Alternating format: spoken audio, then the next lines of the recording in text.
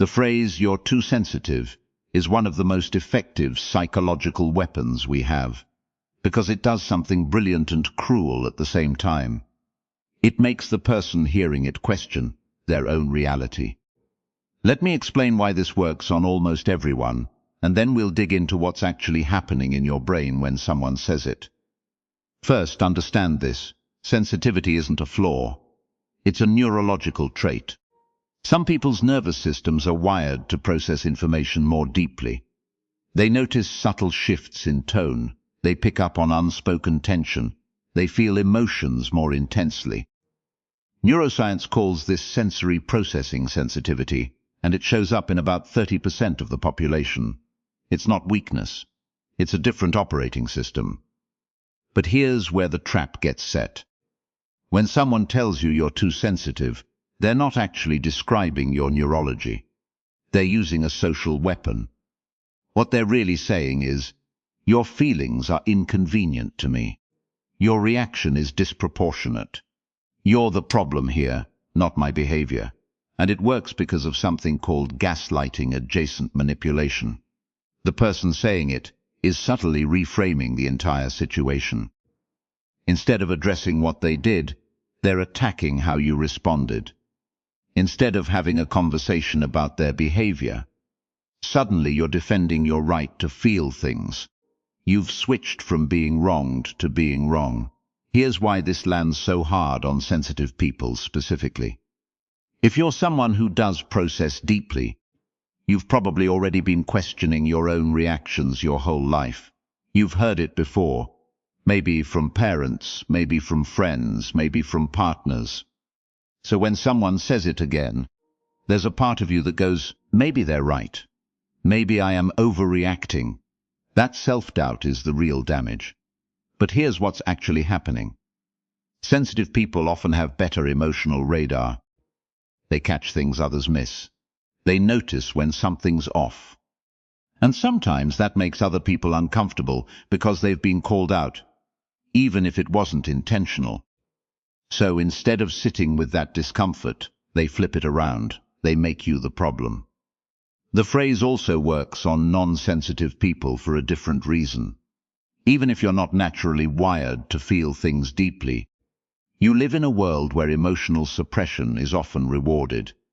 You've been taught that big feelings are messy, that crying is weak, that caring too much makes you vulnerable.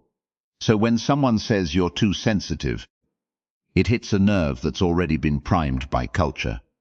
You might not even be sensitive, but you've learned to be suspicious of your own emotions anyway. And then there's the social pressure element. Nobody wants to be seen as difficult or dramatic or high maintenance. So when someone frames your emotional response as excessive, you're not just questioning your feelings, you're also worried about how others perceive you. Am I being that person? The one who's too much? That fear is incredibly effective at shutting people down. The real issue is that "you're too sensitive" isn't actually feedback. It's dismissal dressed up as observation. Real feedback would be specific. It would address the actual situation. It would sound like, "When you did this thing, it affected me in this way." But "you're too sensitive" requires no accountability from the person saying it. It just requires you to shrink. So what's actually happening here is a power move. Someone is uncomfortable with your emotional response, so they're using language to make you uncomfortable with yourself instead. They're shifting the blame. And because most of us have internalized the message that our feelings are sometimes too much, it sticks. This is section 1. Coming up, we're going to look at exactly how this phrase manipulates different personality types, why some people are more vulnerable to it than others, and most importantly, what to do when someone uses it on you. The reason this phrase works so universally is that it targets something almost everyone struggles with. We live in a world that constantly sends mixed messages about emotions. You're told to be authentic, to express yourself, to share your feelings. But then the moment you do, you risk being labeled as too much, too dramatic, too needy, too sensitive. This creates what psychologists call a double bind. You can't win. Stay silent and you're repressing yourself.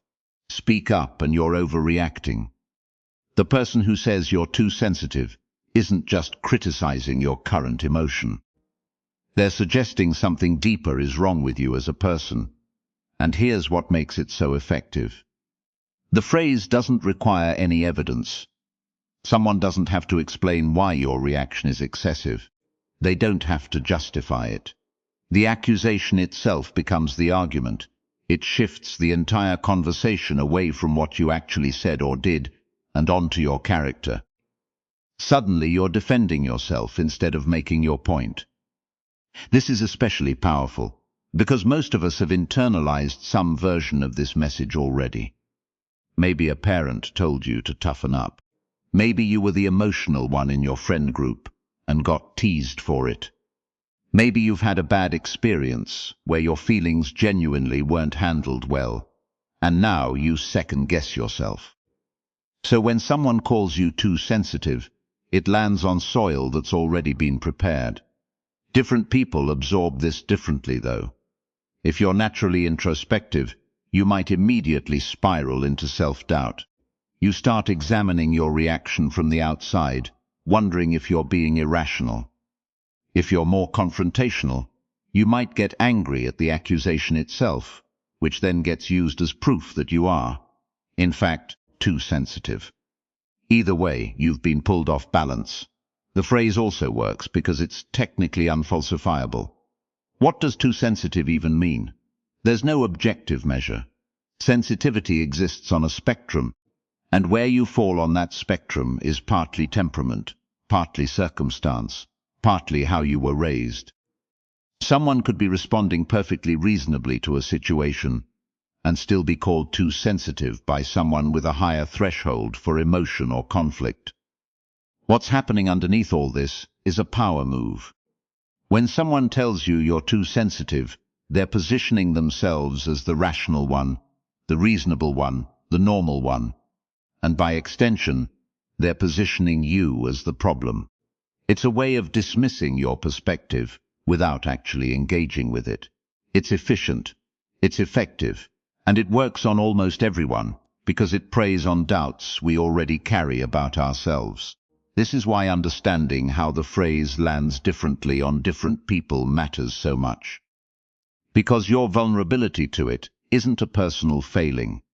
It's not because you actually are too sensitive. It's because the phrase is designed to work. It's weaponized language, and once you see how it operates, you can start to protect yourself from it. So how does it actually work? The phrase lands differently depending on who you are, but the mechanism is almost always the same. When someone tells you you're too sensitive, they're doing something subtle but devastating. They're taking your legitimate emotional response and reframing it as the problem, not their behavior, not what they said or did, you. Your reaction becomes the issue that needs fixing. This works because most of us have already internalized the idea that sensitivity is weakness. We've been taught it since childhood. Big boys don't cry. Don't be so dramatic. Calm down. These messages accumulate. They create a baseline shame around feeling things deeply. So when someone activates that shame by calling you too sensitive, you don't immediately question them. You question yourself instead. Your brain does this instantly. It's not a conscious choice. You start running through the interaction again, wondering if maybe you overreacted, maybe you were too much.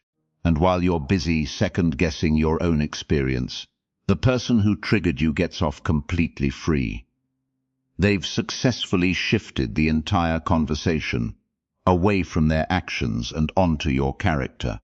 But there's another layer to why this works so effectively. The phrase is also vague enough to be impossible to defend against. What does too sensitive even mean? There's no objective measure. You can't argue with it the way you'd argue with a factual claim. If someone says you were late, you can check the clock. If someone says you're too sensitive, what do? You can't prove you're not. The vagueness is the whole point. It's designed to be unarguable. And here's what makes it particularly insidious. The people who use this phrase most often are usually people who benefit from you not expressing your needs. They might be people who've crossed your boundaries repeatedly. People who've hurt you and don't want to take responsibility. People who prefer you small and quiet and accommodating. Telling you you're too sensitive keeps you in that position. It punishes you for advocating for yourself. It makes you less likely to speak up next time. This is why the phrase works across different contexts and different types of relationships. In romantic relationships, it keeps partners from having to address their own behavior. In workplaces, it silences people who raise legitimate concerns. In families, it's used to maintain hierarchies and prevent younger or more vulnerable people from having a voice. In friendships, it's a way to avoid accountability. The context changes, but the function stays the same. It's a tool for avoiding responsibility while making the other person feel crazy for having feelings. The people who deploy this phrase most skillfully often aren't doing it consciously. They've just absorbed it as a normal way to respond to discomfort. Someone expresses hurt or anger or need, and the automatic response is to dismiss it as oversensitivity. But whether it's conscious or not, the effect is the same. It works. It silences people. It makes them doubt themselves. It protects whoever said it from having to change. And that's exactly why understanding this mechanism matters so much. Once you see that the phrase isn't actually about you being too sensitive, once you recognize it as a deflection tactic rather than a character flaw, something shifts. You stop accepting it as truth. You start recognizing it for what it is. A way to avoid accountability, a way to maintain control, a way to keep you small. And here's what makes it so effective at doing all three. When someone calls you too sensitive, they're not just dismissing your feelings, they're reframing the entire interaction. Suddenly, you're not upset because they did something hurtful. You're upset because something is wrong with you. The problem moves from their behavior to your personality. And your brain, wired to believe what authority figures tell you, accepts this reframing without question. This is especially powerful because it works on multiple levels at once. On the surface level, it makes you doubt yourself. You start wondering if you overreacted. You start apologizing for having feelings. You minimize what happened because you've been told your perception of it is exaggerated. But underneath that, something deeper is happening. You're learning that your emotional responses are unreliable. You're learning that your pain doesn't matter as much as keeping the other person comfortable. You're learning that the safest thing you can do is feel less. Over time, this becomes a pattern. Not just with one person, but with everyone. You second-guess your reactions. You talk yourself out of being upset. You stay in situations that hurt you because you've internalized the message that your sensitivity is the problem, not the situation itself. And the person who originally said it, they've successfully created a dynamic where they can hurt you, and you'll blame yourself for being hurt. But understanding the mechanism changes everything. Once you see how it works, you can't unsee it. The next time someone calls you too sensitive, you can ask yourself some real questions. Did I have a legitimate reaction to something that actually happened? Or am I being gaslit into thinking my reaction is the problem? There's a difference between being reactive and being sensitive. There's a difference between overreacting and having a normal human response to something painful. And there's a massive difference between someone who occasionally hurts you and someone who hurts you, and then makes you feel crazy for being hurt. The people in your life who actually care about you won't need you to be less sensitive. They'll just try not to hurt you. When you mess up with them, they don't call you oversensitive. They apologize. They listen. They take responsibility. That's what accountability looks like. And it's the exact opposite of what you get when someone uses sensitivity as a weapon. So the real question isn't whether you're too sensitive. The real question is whether the people around you are too careless. Whether they're too willing to hurt you and then blame you for hurting. Whether they're too invested in maintaining control to actually care about your well-being. Start asking yourself that question. Start paying attention to who makes you feel small and who makes you feel safe. Because your sensitivity isn't the problem. How people respond to it is. Because your sensitivity isn't the problem. How people respond to it is. And here's what changes when you actually internalize that. You stop apologizing for having feelings. You stop shrinking yourself to make other people comfortable. You stop treating your own emotional reality like it's a character flaw that needs fixing. Instead, you start noticing patterns. You start seeing which people in your life say you're too sensitive when you express a legitimate need, and which people listen. You start recognizing that phrase for what it often is, a tool. A way to redirect the conversation away from their behavior and onto your supposed defect.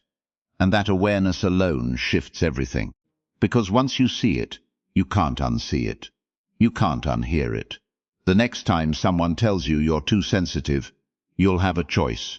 You can accept their frame, or you can ask the question underneath. What are they really saying? What are they trying to accomplish? And most importantly, do I believe them? The people worth keeping in your life won't need you to be less sensitive. They'll respect that you feel things deeply. They might not always understand it, but they won't use it against you. And that's the bar. Not people who never hurt you. Not people who never disagree with you. People who, when you tell them they've hurt you, take it seriously instead of dismissing it. People who understand that sensitivity isn't weakness. It's information. It's your system telling you something matters, and that matters. So here's what I want you to do. This week, pay attention to one thing. Notice when someone calls you too sensitive. Don't react, just observe. What did you just express? What boundary were you setting? What need were you naming? And what did they gain by shutting that down? Write it down if you need to.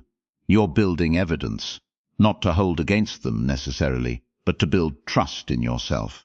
Because your instincts are right, your feelings are valid, and anyone who needs you to be smaller to feel comfortable around you isn't safe.